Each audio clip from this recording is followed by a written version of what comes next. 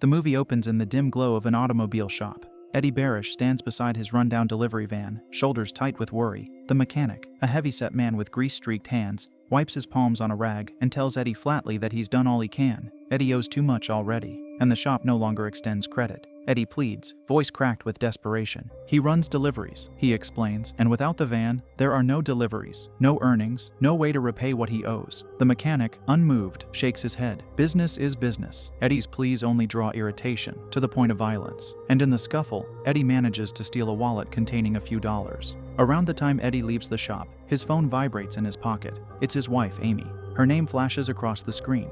His face tightens. He answers and immediately hears frustration in her voice. Amy doesn't mince words.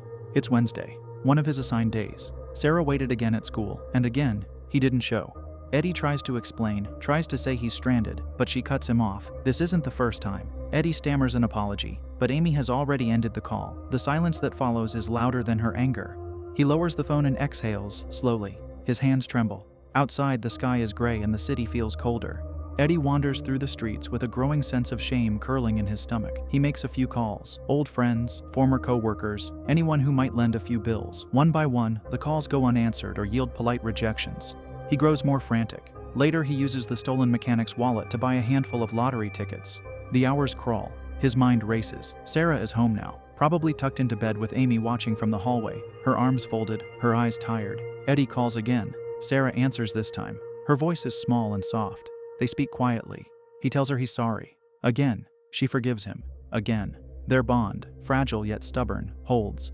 She says she loves him. He says it back. Always. She laughs, just once, and it cuts through him like nothing else. Then he ends the call, mouth dry. He tells himself he'll make it up to her somehow. Wandering further, Eddie comes across a black Dolus luxury SUV parked on a quiet street. Its sleek body gleams under the pale light of a flickering lamppost. He hesitates. Then he tugs at the door handle. To his surprise, it opens. He looks around, then slips inside. The interior is pristine. Leather seats. A digital console is humming softly. He searches quickly, opening compartments, pulling at pockets, checking under the seats. He finds nothing of value. No wallet, no phone. But then, as he tries to leave, he realizes the doors have locked. All of them. His phone is useless now. No signal. None at all. Just his own reflection in the dashboard screen, staring back at him with panic rising behind his eyes. Eddie throws his shoulder against the door, kicks at the windows, and pounds with both fists. Nothing gives. The car holds him like a cage. He crawls into the back, finds the trunk, and opens it with shaking hands.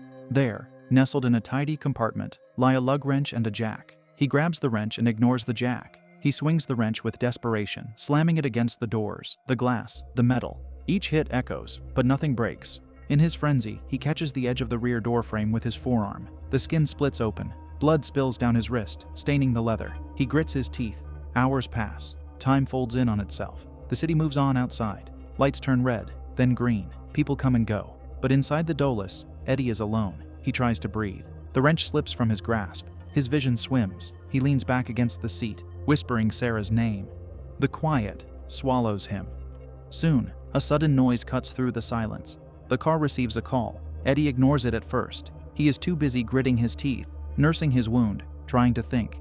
Another call, then another. Eventually, his shaking hand reaches for the dashboard. He accepts the call with trembling fingers. The owner's name is William. William's voice crackles through the speakers, calm and measured. Eddie doesn't respond right away. When he does, it's in a flurry of shouted expletives, barked threats, and bitter panic. As he yells, the seat beneath him jolts. A current snakes through his lower back. His muscles seize. He screams, twisting away from the jolt, cursing louder. William remains unfazed. He explains, with eerie composure, that the Dolus is no ordinary vehicle. It is a trap, carefully crafted and custom built. After 6 prior break-ins, none of which led to arrests, he decided to take matters into his own hands. Eddie groans, clutching the seat, trying to keep pressure on his wound. He is not interested in speeches. He wants out. That's all. Over and over, he demands to be released. William only sighs and says they need to become better acquainted. He then calls Eddie a naughty, stupid boy. The words, laced with a patronizing tone, infuriate Eddie further. Fueled by rage and desperation, Eddie pulls out a gun. He doesn't hesitate. He raises the weapon, aims at the windshield, and fires. The blast is deafening in the confined space. The bullet strikes the bulletproof glass and ricochets. In a blur of pain, the projectile tears into Eddie's leg. He screams in agony, the gun clattering to the floor. Blood pools beneath him, dark and fast-flowing. He shouts for help, his voice hoarse. Outside, a young woman appears. Eddie sees her and hope ignites. He slams his hand against the window, shouting, pleading, but the woman isn't looking at him. She adjusts her hair, applies lip gloss, and moves on. The car's tinted windows and sealed cabin render him invisible. No one hears. No one sees. The moment fades, and the silence returns, heavier than before. William's voice emerges again, cold and even. He says he is a doctor, a man of means. He tells Eddie that petty thieves like him never understand the damage they cause. They break into homes, steal memories, and sow fear. William says this is why he built the Dolus, to give people like Eddie a taste of consequence, to make them feel, even briefly, the helplessness they inflict on others. Eddie's eyelids droop. He mumbles something unintelligible. Blood loss is catching up with him. His body slackens, slumped against the seat. Eventually, he loses consciousness. Night falls. The city outside carries on. Neon signs flicker. Cars pass. A light drizzle gathers on the roof of the Dolus. Inside, Eddie stirs. His leg is bandaged. Someone has treated the wound. His head is heavy, but he is alive. Still, the doors remain locked. Still, the car refuses to let him go.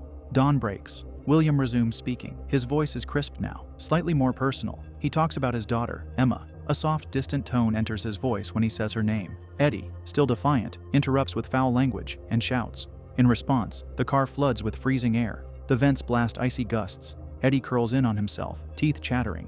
Then, from the speakers, comes loud, repetitive, and maddening yodeling. By the next day, Eddie breaks down. Shivering and hollow-eyed, he apologizes. He mumbles that he didn't mean to curse. William, from the balcony of his nearby condominium, responds with a gentler tone. He tells Eddie the truth. He is not just angry. His life is fading. Terminal cancer, he says, has placed a clock on his life. He doesn't fear the end, but he refuses to let those who ruin others' lives go unaccountable. He explains that he has set a condition. If Eddie can prove that this attempted theft is his first offense, he will let him go. He says he believes in second chances, but not in blind trust. He asks for honesty. But if Eddie is a repeat offender, he will cut off 4 of his fingers, just like it's done in some countries.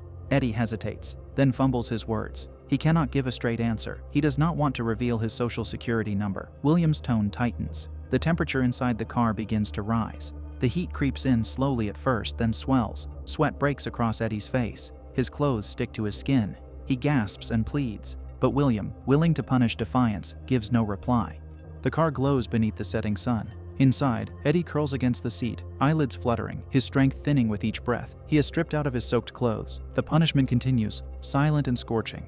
William watches from above, a shadow against the glass, waiting for what comes next. Starved, parched, and trembling from exhaustion, Eddie finally gives in. He shares his personal information with William, his SSN, his history, even the truth about his prior offenses. He does so in a rasping voice, barely able to speak. After a pause, William relents. The searing heat cuts off. The vents fall silent. William then calmly directs Eddie's attention to a bottle of water tucked in the side compartment. Eddie fumbles toward it with shaking hands and gulps it down, each swallow feeling like salvation. Moments later, Eddie retrieves the last of his lottery tickets. With cracked nails and numbed fingers, he scratches it. His eyes widen at the numbers. It's a win. The sum is enough. Enough to fix the van. Enough to climb out of the hole. He stares at the ticket in disbelief, laughter catching in his dry throat.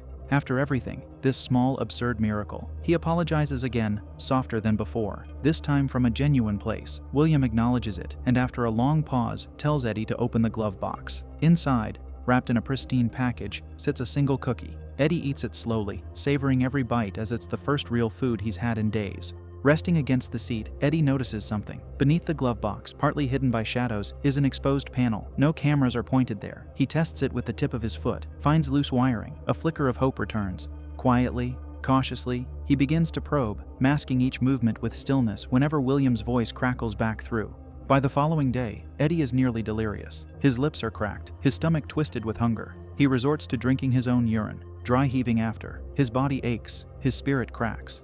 That night, he believes for a moment that he's finally managed to start the engine. The SUV roars to life, but then William speaks, calm as ever. He reveals that he's controlling the vehicle remotely. Eddie screams in protest as the Dolus jerks forward and races into the city.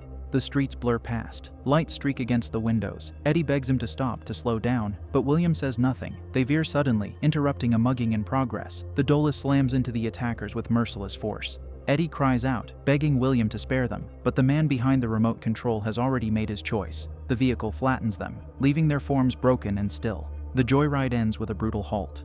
Eddie slams into the dashboard and loses consciousness. He wakes to a pale morning, blood crusted at his temple, pain in his leg. His eyes blink open to find William's voice already speaking. In his calm, dispassionate tone, he reveals what he has done.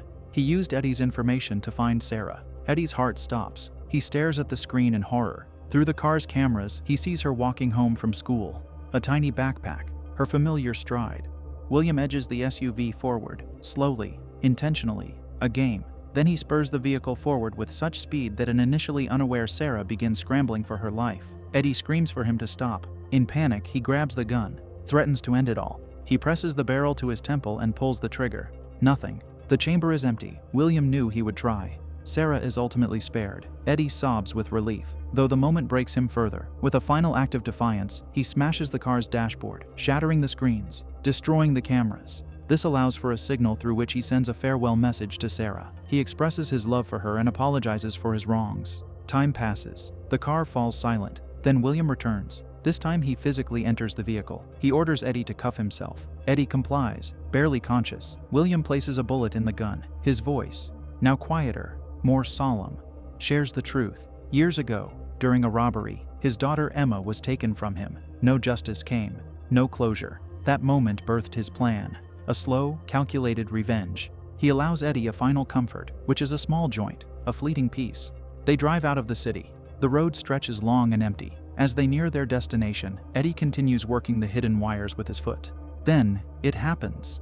The power cuts. The Dolus swerves violently, tumbling off the road. The gun discharges in the chaos. When the dust settles, William lies slumped in his seat. Eddie manages to free himself. Crawling through twisted metal and smoke, he reaches William's body. He begs him to unlock the doors, to let him go. His phone rings. Sarah's voice is on the other end. She's waiting at school. He promises to be there, but William gives no answer. His journey has reached its quiet end. With no time left, Eddie smashes through the shattered windshield. Flames lick the seats behind him. He manages to crawl out and get to safety. A passing driver sees him and helps out. Later, Eddie returns to the same auto shop, but the van won't be ready. Not soon enough. Eddie doesn't wait. He buys a bicycle and pedals toward the school. His face is bruised. But when Sarah sees him, her face lights up, and everything else fades. She runs to him. He lifts her. Father and daughter happily embrace. The end.